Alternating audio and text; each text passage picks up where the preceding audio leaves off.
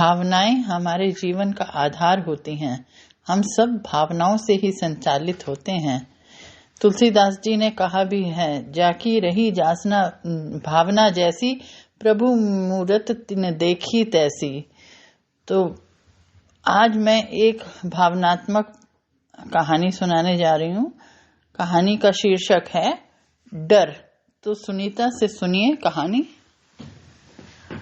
आधी रात में माँ की नींद खुल गई थी और बेटे को बहू के कमरे में की बजाय अपने बिस्तर पर बच्चों की तरह आड़ा तिरछा लेटा हुआ पाकर आज फिर उसका दिल आशंकाओं से भर उठा था। बेटे के सिर के नीचे एक तकिया लगा उसने उसके माथे को सहलाते हुए धीरे से बुदबुदाई, अब तू कुछ परेशान सा रहता है। नहीं माँ। शायद माँ के स्पर्श से बेटे की कच्ची नींद भी खुल गई थी और वह करवट ले माँ के करीब आ गया था। पिछले महीने पति के गुजर जाने के बाद अब उसे भी गहरी नींद कहाँ आती थी। रातें तो यूं ही आंखें मूंद हल्की झपकियों में ही कट रही थी। ऊपर से बेटे की यह बेचैनी। आजकल जाने कब तू मेरे बिस्तर पर आकर सो जाता है। बहू से नाराज है क्या? नहीं माँ। किसी अबोध की तरह माँ से लिपटने की कोशिश करता इस सवाल को भी वह टाल गया।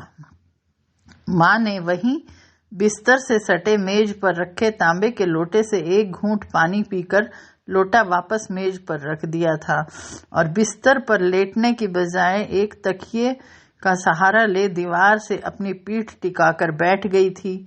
फिर क्या बात है बेटा? कुछ भी नहीं माँ। माँ की गोद को छोटे बच्चे की तरह बाहों में भरने की कोशिश करता वह उसके हर सवाल को खारिज कर गया था।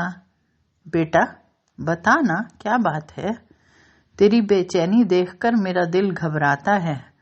उसने बेटे का सर अपनी गोद में रख लिया था। माँ की घबराहट महसूस कर बेटे ने अब खुद सोने या माँ के सो जाने का इंतजार करना छोड़ पीठ के बल लेट माँ के दोनों हाथों को अपने हाथों में ले अपने सीने पर रख लिया था। माँ, आपको याद है जब मैं बड़ा हो रहा था पापा ने मेरा कमरा अलग कर दिया था। अपने लिए अलग कमरे की जिद भी तो तूने ही की थी। माँ ने उसे याद दिलाया था। हाँ, लेकिन तब आप मेरे सो जाने के बाद उस कमरे में आकर मेरे माथे को सहलाती, अक्सर मेरे बिस्तर पर ही सो जाया करती थी और सुबह मुझे अपने बिस्तर पर पाकर तू अक्सर एक सवाल पूछा करता था, याद है? सोई गहरी रात में माँ बेटे भूली बिसरी बातें याद कर रहे थे। हाँ याद है माँ। अच्छा तो बता क्या पूछता था?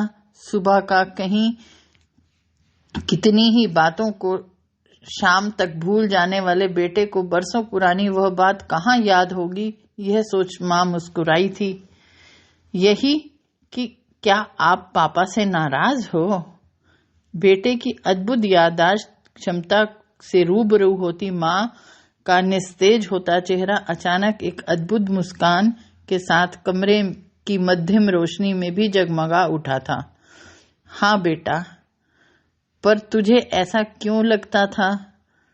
आज वर्षों बाद शायद माँ भी शिद्दत से बेटे के मन की उस बात को जान लेना चाहती थी जिसे जानने की फुर्सत उसे आज से पहले कभी नहीं मिली थी।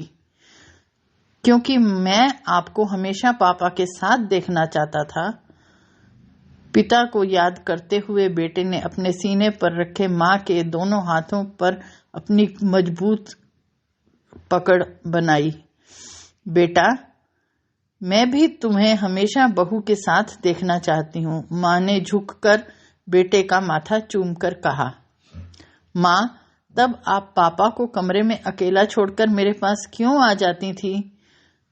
परसों बाद बेटे के मन में भी यह जिज्ञासा उत्पन्न हुई कि जो वह माँ के सामने रख रहा था। बेटा, डर लगता था कि अकेले कमरे में कहीं तू डर न जाए। माँ, अब जब पापा नहीं रहे मुझे भी डर लगता है। क्यों बेटा? माँ अपने बेटे का डर जानने को अधीर हो उठी।